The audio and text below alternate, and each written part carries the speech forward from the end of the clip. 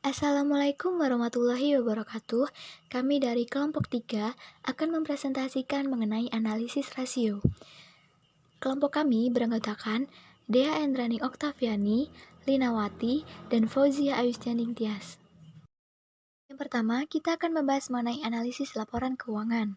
Nah, seperti yang telah disebutkan di bab terdahulu, laporan keuangan dikeluarkan oleh suatu perusahaan. Nah, biasanya terdiri dari 3 macam. Yang pertama, laporan laba rugi, neraca, dan laporan aliran kas. Nah, laporan keuangan menjadi penting karena memberikan input atau sebuah informasi yang bisa dipakai untuk pengambilan keputusan. Nah, oleh sebab itu, terdapat beberapa hal yang perlu diperhatikan dalam analisis laporan keuangan. Yang pertama, analisis harus mengidentifikasi adanya tren-tren tertentu dalam laporan keuangan. Nah, untuk itu laporan keuangan 5 atau 6 tahun barangkali bisa dipergunakan untuk melihat munculnya tren tertentu. Yang kedua, angka-angka yang berdiri sendiri sulit dikatakan baik tidaknya. Untuk itu, diperlukan pembanding yang bisa dipakai untuk melihat baik tidaknya angka yang dicapai oleh perusahaan. Nah, pembanding yang dipakai ini biasanya menggunakan angka rata-rata industri. Yang ketiga, dalam analisis perusahaan, membaca dan menganalisis laporan keuangan dengan hati-hati adalah penting. Karena diskusi atau pernyataan-pernyataan yang melengkapi laporan keuangan seperti diskusi strategi perusahaan, diskusi rencana ekspansi, itu merupakan bagian integral yang harus dimasukkan dalam analisis. Dan yang keempat adalah analisis barangkali akan memerlukan informasi lain. Nah, terkadang itu informasi tambahan di luar laporan keuangan itu diperlukan. Karena informasi tambahan ini bisa memberi analisis yang lebih tajam lagi. Selanjutnya mengenai analisis common size. Analisis common size disusun dengan jalan menghitung tiap-tiap rekening dalam laporan laba rugi dan neraca menjadi proporsi dari total penjualan untuk laporan laba rugi atau total aktiva untuk neraca. Nah, untuk contoh analisis common size laporan laba rugi PT ABC, di sini terdapat tahun pertama, tahun kedua, dan tahun ketiga. Nah, item penjualan digunakan sebagai angka dasar, sehingga diasumsikan sebesar 100%.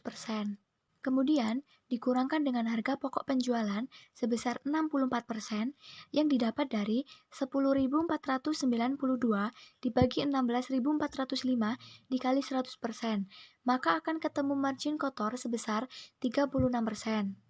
Kemudian dikurangi dengan biaya penjualan umum dan administrasi sebesar 27,1% yang didapat dari 4.129 ditambah 311 dibagi 16.405 dikali 100%, maka akan ketemu laba sebelum pajak dan bunga sebesar 8,9%. Kemudian dikurangi dengan bunga sebesar 1,9% yang didapat dari 303 dibagi 16.405 dikali 100%, maka akan ketemu laba sebelum pajak sebesar 7%. Kemudian dikurangkan lagi dengan pajak sebesar 2,2% yang didapat dari 368 dibagi dengan 16.405 dikali 100%, maka akan ketemu laba bersih sebesar 4,8%. Nah, kemudian analisis common size dari PT ABC dibandingkan dengan common size dari industri. Nah, dari tabel common size di sini dilihat bahwa perusahaan mempunyai harga pokok penjualan yang lebih rendah dibandingkan dengan HPP industri. Tetapi, biaya administrasi dan umum perusahaan lebih tinggi dibandingkan dengan biaya yang sama untuk industri. Hasilnya, perusahaan mempunyai laba sebelum pajak dan bunga yang lebih tinggi dibandingkan dengan industri. Laba bersih perusahaan yang menjadi pengukur margin bersih lebih baik dibandingkan dengan industri. Nah, setelah menyusun common size untuk laporan laba rugi, maka common size untuk neraca bisa disusun dengan cara yang sama, yaitu menyusun setiap rekening menjadi proporsi dari total aset. Nah, berikut ini common size untuk perusahaan ABC dan perbandingannya dengan common size industri. Nah, berbeda dari analisis common size laba rugi, untuk analisis common size neraca ini yang digunakan sebagai angka dasar adalah total aktiva dan total pasifanya. Sehingga yang diasumsikan sebesar 100% adalah total aktiva dan total pasifanya. Nah, di sini diketahui untuk kas dan surat berharganya sebesar 3,2%. Nah, angka itu didapat dari 408 dibagi dengan 12.698 dikalikan 100%. Dan untuk item-item yang lain dihitung dengan cara yang sama. Setelah itu, kita bandingkan dengan analisis common size dari neraca industri. Nah, dari common size tersebut, nampak bahwa perusahaan mempunyai aktiva lancar yang sedikit lebih tinggi dibandingkan dengan industri. Perusahaan mempunyai aktiva tetap yang lebih sedikit dibandingkan dengan industri. Utang lancar perusahaan lebih sedikit dibandingkan dengan industri. Demikian juga dengan utang jangka panjangnya. Untuk utang pajak yang meliputi pajak ditunda dan utang lainnya untuk perusahaan itu juga lebih tinggi dibandingkan dengan yang untuk industri. Selanjutnya adalah analisis rasio. Pada dasarnya, analisis rasio bisa dikelompokkan ke dalam 5 macam kategori, yaitu 1. Rasio likuiditas, kedua, rasio aktivitas, ketiga, rasio solvabilitas, keempat, rasio profitabilitas, dan yang terakhir adalah rasio pasar. Rasio yang pertama, rasio likuiditas. Rasio ini adalah rasio yang mengukur kemampuan perusahaan untuk memenuhi kewajiban jangka pendeknya. Rasio yang sering digunakan adalah rasio lancar atau current ratio dan quick ratio. Yang pertama, rasio lancar atau current ratio berfungsi untuk mengukur kemampuan perusahaan dalam memenuhi utang jangka pendeknya dengan menggunakan aktiva lancar. Sehingga rumusnya adalah rasio lancar sama dengan aktiva lancar dibagi dengan utang lancar. Yang kedua adalah quick ratio. Rumus dari quick ratio adalah aktiva lancar dikurangi dengan persediaan dibagi dengan utang lancar. Alasan penghilangan persediaan dalam rumus ini adalah karena persediaan dianggap memerlukan waktu yang lama untuk dikonversi ke dalam kas. Jenis yang kedua adalah rasio aktivitas. Rasio ini berfungsi untuk mengukur sejauh mana efektivitas penggunaan aset perusahaan dengan melihat tingkat aktivitas aset. Biasanya rasio yang sering digunakan adalah rata-rata umur piutang, perputaran persediaan, perputaran aktiva tetap, dan perputaran total aktiva. Rasio aktivitas yang pertama adalah rata-rata umur piutang. Rata-rata umur piutang berguna untuk melihat seberapa lama waktu yang diperlukan untuk merubah piutang perusahaan menjadi kas perusahaan. Rumusnya adalah piutang dagang dibagi dengan penjualan yang telah dibagi ke dalam 365 hari. Dan yang perlu diperhatikan adalah semakin lama atau semakin besar umur rata-rata piutang, berarti semakin besar pula dana perusahaan yang tertekan dalam piutang perusahaan. Rasio aktivitas yang kedua adalah rasio perputaran persediaan. Untuk mencari perputaran persediaan adalah dengan membagi antara harga pokok penjualan dengan persediaan. Sedangkan rata-rata umur persediaan bisa dicari dengan cara 365 dibagi dengan hasil dari perputaran persediaan. Perputaran persediaan yang tinggi akan menandakan semakin tingginya persediaan berputar dalam 1 tahun dan menandakan efektivitas manajemen persediaan. Sebaliknya, jika perputaran persediaan rendah berarti ada tanda-tanda mismanagement seperti kurangnya pengendalian persediaan yang efektif. Rasio aktivitas yang ketiga adalah perputaran aktiva tetap. Rasio ini untuk mengukur sejauh mana kemampuan perusahaan dalam menghasilkan penjualan dengan berdasar aktiva tetap yang telah dimiliki oleh perusahaan. Rumusnya adalah penjualan dibagi dengan aktiva tetap yang ada. Rasio ini memperlihatkan sejauh mana efektivitas perusahaan menggunakan aktiva tetapnya. Jika semakin tinggi rasio, maka semakin efektif pula penggunaan aktiva tetap tersebut. Rasio yang terakhir adalah perputaran total aktiva. Sama seperti halnya rasio perputaran aktiva tetap, rasio ini juga menghitung efektivitas penggunaan dari total aktiva yang ada. Rumusnya adalah penjualan dibagi dengan total aktiva perusahaan. Semakin tinggi rasio ini berarti menunjukkan manajemen yang baik. Sebaliknya, jika rasio rendah, maka manajemen perlu untuk mengevaluasi kembali strategi pemasaran ataupun pengeluaran modalnya. Yang ketiga adalah rasio solvabilitas. Rasio solvabilitas berguna untuk mengukur kemampuan perusahaan dalam memenuhi kewajiban-kewajiban jangka panjangnya. Ada beberapa macam rasio yang bisa dihitung. Contohnya adalah rasio total utang terhadap total aset, rasio times interest earned, dan rasio fixed charges coverage. Yang pertama adalah rasio total utang terhadap total aset. Rasio total utang terhadap total aset berfungsi untuk menunjukkan seberapa besar aset perusahaan yang didanai oleh utang. Cara menghitungnya adalah total utang dibagi dengan total aset. Rasio ini juga disebut dengan rasio debt to total asset ratio. Rasio yang kedua adalah rasio times interest earned atau TIE. Rasio ini berfungsi untuk mengukur kemampuan perusahaan dalam membayar utang dengan laba sebelum pajak. Cara perhitungannya adalah laba sebelum pajak dibagi dengan bunga. Rasio yang ketiga adalah rasio fixed charge coverage untuk mengukur kemampuan perusahaan dalam membayar beban tetap termasuk biaya sewa. Cara menghitungnya adalah laba sebelum pajak ditambah dengan biaya sewa, kemudian dibagi dengan bunga yang telah ditambahkan dengan biaya sewa. Rasio yang keempat adalah rasio profitabilitas.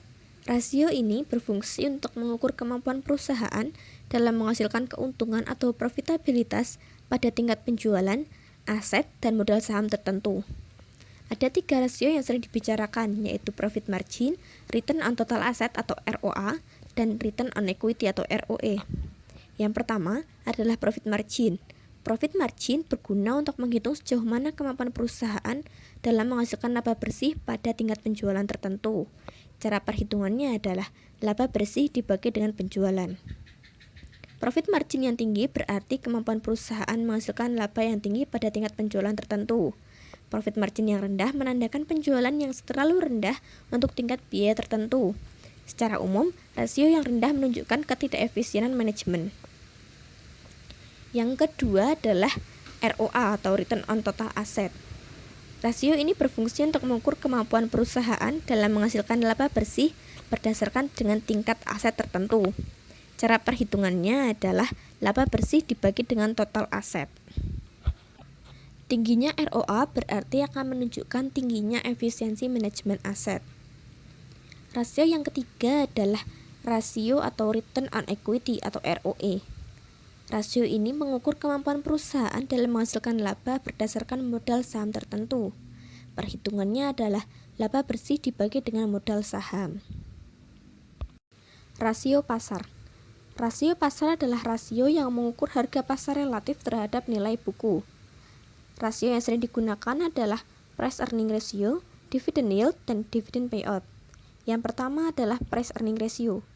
Price earning ratio melihat harga saham relatif terhadap earningnya. Cara perhitungannya adalah harga pasar per lembar dibagi dengan earning per lembar.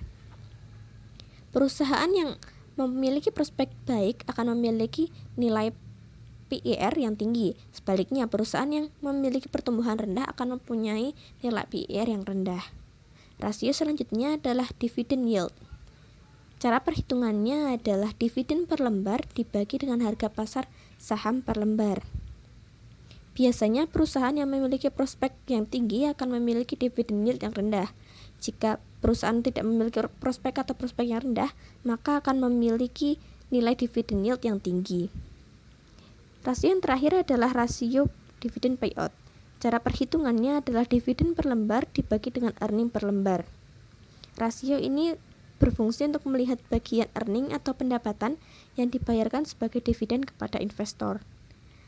Jika perusahaan memiliki prospek yang tinggi akan memiliki rasio pembayaran dividen yang rendah. Tetapi jika perusahaan memiliki prospek yang rendah, maka akan memiliki nilai rasio yang tinggi. Masuk ke materi yang selanjutnya mengenai analisis DuPont. Untuk mempertajam analisis, DuPont mengembangkan analisis yang memisahkan profitabilitas dengan pemanfaatan aset. Analisis ini menghubungkan 3 macam rasio sekaligus, yaitu ROA, profit margin, dan perputaran aktiva. ROA bisa dipecah sebagai berikut. Bisa dilihat pada halaman 87 di mana ROA sama dengan profit margin dikali perputaran aktiva. ROA dipengaruhi oleh profit margin dan perputaran aktiva. Untuk menaikkan ROA, suatu perusahaan bisa memilih dengan menaikkan profit margin dan mempertahankan perputaran aktiva, dengan aktiva dan mempertahankan profit margin, atau dengan cara menaikkan keduanya. Misalnya untuk perusahaan ABC, perincian ROA bisa dilihat pada sebagai berikut. 6,31% dikurangi 4,89% dikali 1,29. Dari analisis di atas, ROA perusahaan hampir sama dibandingkan ROA industri. Profit margin perusahaan juga hampir sama dengan profit margin industri, tetapi perputaran aktiva perusahaan masih lebih rendah dibandingkan dengan perputaran aktiva industri. Untuk itu, perputaran aktiva perusahaan yang berarti memanfaatkan aset harus lebih ditingkatkan lagi. Meskipun analisis laporan keuangan sangat bermanfaat, tetapi ada beberapa keterbatasan yang perlu diperhatikan. Yang pertama yaitu data yang dicatat dan dilaporkan oleh laporan keuangan mendasarkan pada harga perolehan atau historical cost. Metode harga perolehan dipakai oleh akuntansi karena metode tersebut dinilai paling objektif dibanding metode lain seperti metode harga pasar atau harga pergantian saat ini. Metode akuntansi juga mendasarkan pada metode akrual yang berusaha mempertemukan pendapatan dengan biaya-biaya yang berkaitan dengan usaha memperoleh pendapatan tersebut. Metode semacam ini tidak memperhatikan kapan muncul atau keluarnya kas. Dalam jarak pendek, antara metode kas dengan metode akrual barangkali tidak menghasilkan informasi yang sama. Yang kedua yaitu penyusunan laporan keuangan juga didasarkan pada beberapa alternatif metode akuntansi, misalnya metode FIFO, LIFO, rata-rata persediaan. Dua perusahaan yang mempunyai kondisi yang sama barangkali akan memberikan informasi yang berbeda karena perbedaan metode akuntansi. Yang ketiga yaitu upaya perbaikan barangkali bisa dilakukan oleh pihak manajemen untuk memperbaiki laporan keuangan sehingga laporan keuangan nampak bagus.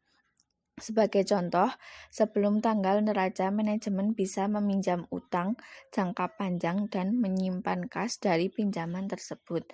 Aktiva lancar akan naik dan rasio lancar perusahaan akan kelihatan baik.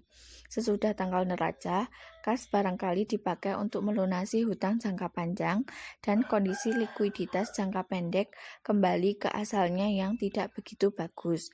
Yang keempat, banyak perusahaan yang mempunyai beberapa divisi atau anak perusahaan yang bergerak pada beberapa bidang usaha atau industri.